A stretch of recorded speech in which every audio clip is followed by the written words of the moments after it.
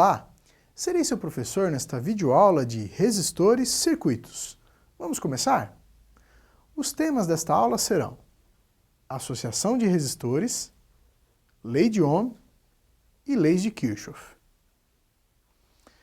Bom, a associação de resistores, ela se dá pelos arranjos que nós vamos combinar os diversos resistores.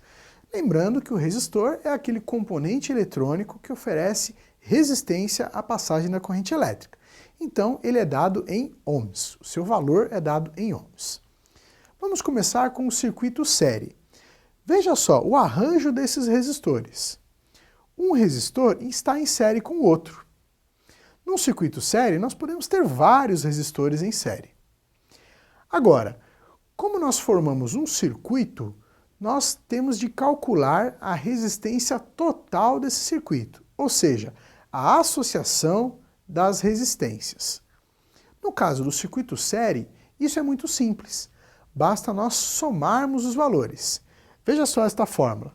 Então, a resistência total do circuito será o resistor 1 mais o resistor 2 mais o resistor 3 e eu vou acrescentando tantos resistores eu tiver no meu circuito. Então aqui eu vou ter um valor de resistência total do meu circuito dado em ohms. Já na associação paralela, veja só o arranjo dos resistores.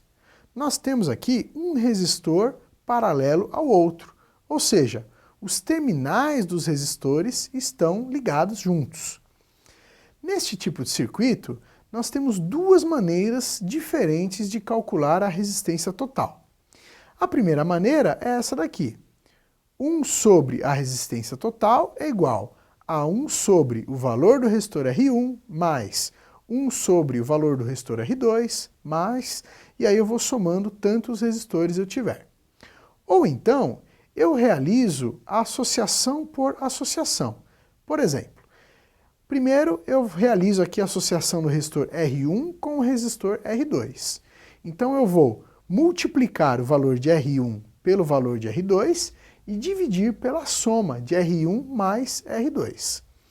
O resultado deste paralelo vai originar um resistor que eu vou colocar em paralelo com o próximo resistor do circuito, no caso R3.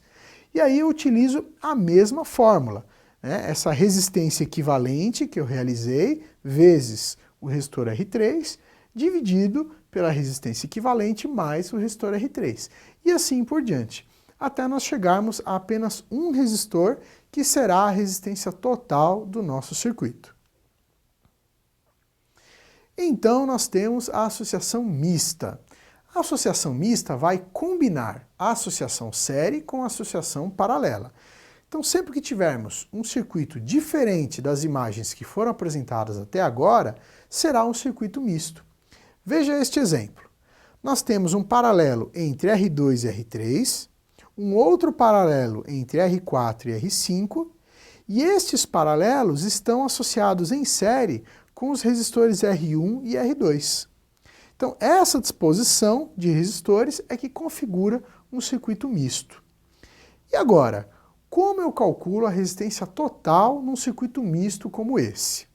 Bom, é preciso muita cautela e fazer isso passo a passo. Nós temos que ir realizando as associações individualmente de forma a ir simplificando o circuito. Por exemplo, nesse caso, a primeira coisa que faríamos seria o paralelo entre R2 e R3. Este paralelo vai originar um único resistor num valor equivalente a essa associação. Depois, faríamos a associação entre R4 e R5, de mesma forma retornando um único resistor.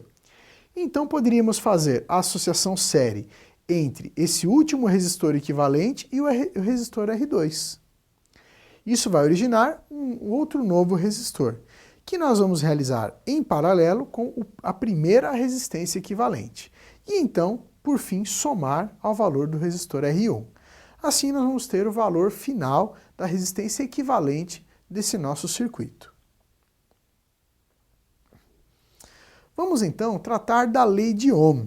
George Simon Ohm foi um cientista que fez alguns experimentos com os circuitos elétricos.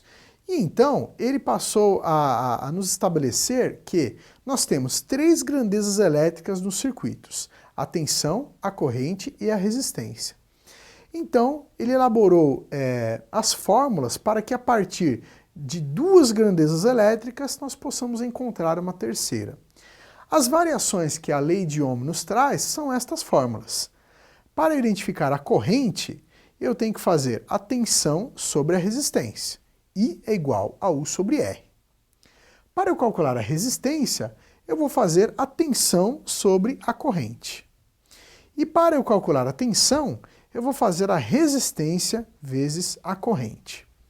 É muito importante salientar que, dependendo da bibliografia que você utilizar, você vai encontrar a tensão como a letra U, como a letra V ou como a letra E. No caso, no Brasil, utiliza-se muito a letra E para tensão. No caso da corrente, será sempre I. E no caso da resistência, será sempre R.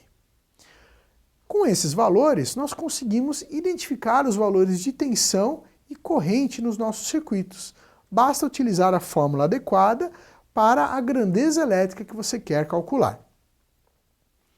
Passamos então para as leis de Kirchhoff. As leis de Kirchhoff são chamadas de leis do nó e leis das malhas. Vão demonstrar o comportamento da corrente elétrica no circuito. Por exemplo, veja esse nosso circuito. Nós temos uma fonte de alimentação de 12 volts e temos uma associação série de resistores R1 e R2, onde R1 vale 47 ohms e o R2 nós não conhecemos o valor. Mas o circuito está demonstrando aqui que as tensões no circuito série são divididas. Veja só, a nossa tensão de 12 volts da fonte será dividida entre os resistores R1 e R2. Essa divisão ela não será por igual, a não ser que os valores dos resistores sejam iguais. Como normalmente os resistores têm valores diferentes, essa tensão é dividida proporcionalmente pelo valor do resistor. Esse é o comportamento do circuito série. Se o circuito fosse paralelo, as tensões elas são as mesmas, porque os componentes estão paralelos à fonte. E o comportamento da corrente? No circuito série, a corrente é a mesma, é apenas uma corrente que circula por todo o circuito. Já no circuito paralelo, o que acontece? Há ali uma derivação, ali uma intersecção, então a corrente se divide. Perceba que a corrente 1, que passou pelo resistor R1, ela chega até um nó, então ela se divide em corrente 2 e corrente ICD. Então, no circuito paralelo, nós temos essa divisão de corrente. Perceba que o objetivo desse circuito é demonstrar que este aparelho de CD ele está em paralelo com o resistor R2. Então, se nós sabemos que esse aparelho consome 3 volts, significa que o resistor R2 também tem 3 volts. Então, com esse circuito, é possível você fazer os cálculos de tensão e corrente. Por quê? Você terá sempre duas das 3 grandezas. Veja só, no caso do resistor R1, nós conhecemos o valor do resistor e conhecemos a tensão, 9 volts. Então nós podemos calcular o valor da corrente I1. O aparelho de CD, nós conhecemos a tensão, ainda não conhecemos a resistência nem a corrente ICD. Para isso, nós temos que fazer os cálculos no resistor R2. Nós conhecemos o valor da tensão e conheceremos o valor da corrente, que é resultante da corrente de cima, a corrente I1. Nós separamos um link para você conhecer mais sobre o assunto desta videoaula. Não deixe de acessá-lo em seu ambiente virtual. Separei para vocês esse link que fala sobre as leis de Kirchhoff. As leis de Kirchhoff são muito utilizadas nos circuitos elétricos. Portanto, é muito importante que você assista a esse material para poder verificar mais características de vários circuitos onde nós aplicamos as leis de Kirchhoff. Bom, pessoal, espero que esteja claro o assunto resistores, circuitos. Caso ainda fique alguma dúvida, assista novamente essa videoaula. Até a próxima!